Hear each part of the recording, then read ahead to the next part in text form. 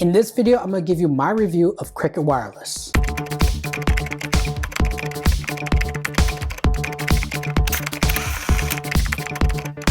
Hey everybody, welcome back to another episode of Tech That Doesn't Bite. What is it like to use Cricket Wireless in 2022? Well, here's my review of Cricket Wireless. So Cricket Wireless is a prepaid carrier that is owned by AT&T. It provides wireless cellular service by using AT&T's network. They have a variety of plans that you can choose from. Their first plan starts at $30 per month at 5 GB, and that is 5 GB of high-speed 5G data. And their most expensive plan is unlimited data for $60.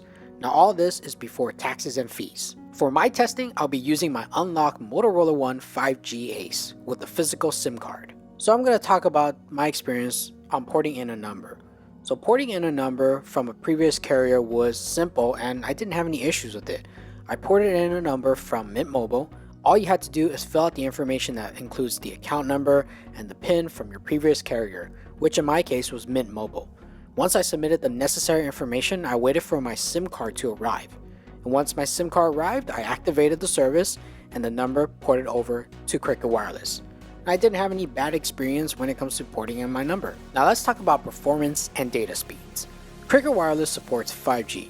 However, my Motorola One 5G Ace does not support 5G or Wi-Fi calling from Cricket Wireless. Hopefully, Motorola will one day provide an update that will allow users with a Motorola One 5G Ace to use 5G and Wi-Fi calling on Cricket Wireless. So for my testing, I was only limited to 4G LTE.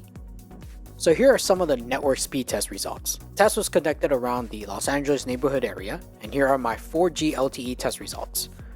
I was getting around 24 megabits per second for my download speeds and anywhere between 2 to 3 megabits per second for my upload speeds. The fastest I ever got was around 80 megabits per second for my download speeds and 13 megabits per second for my upload speed. With that type of speed, it perfectly worked for me. I was able to stream videos on YouTube, surf on the internet, check my email, stream some music, so it was very usable. I didn't have any issues with making phone calls. It sounded great. Also, I did not have any issues with SMS, MMS, or visual voicemail. The one thing I needed to do was download Cricket Wireless visual voicemail app in order to access my voicemail.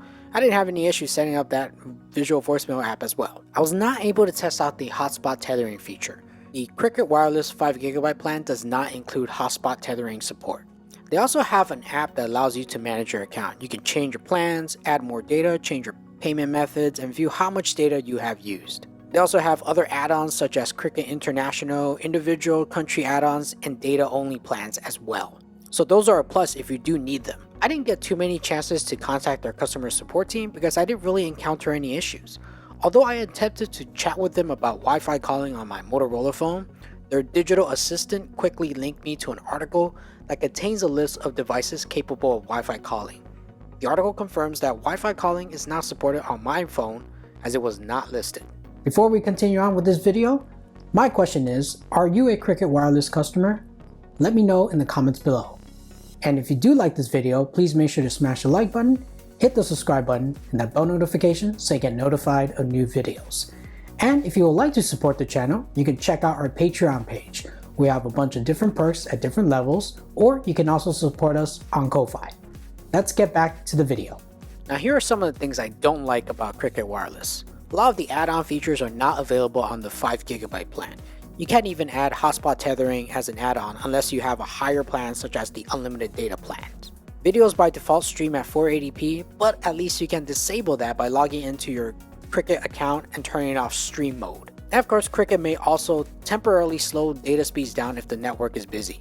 And also, there's also no eSIM support. If you're looking at a prepaid service that uses AT&T network, then I would also look at AT&T's own prepaid line as opposed to Cricket Wireless. So let's look at their 5 GB plans. They both cost $30 for 5 GB, but AT&T prepaid has rollover data and mobile hotspot feature. The downside is that it doesn't support 5G unless you upgrade to its unlimited data plan. Cricket Wireless, on the other hand, has 5G support, but it doesn't have rollover data or mobile hotspot feature for its 5 GB plan. If you want even cheaper plans, then you might want to consider MVNO that provides wireless service using the AT&T network. Boost Mobile or Red Pocket both offer wireless service on the AT&T network. Overall, I would pass on Cricket Wireless and either go with AT&T's own prepaid plans or find an MVNO that uses the AT&T network. If you want to check out some of our other wireless carrier reviews such as US Mobile, Visible Wireless, check them out at the very end of this video. And I'll see you next time.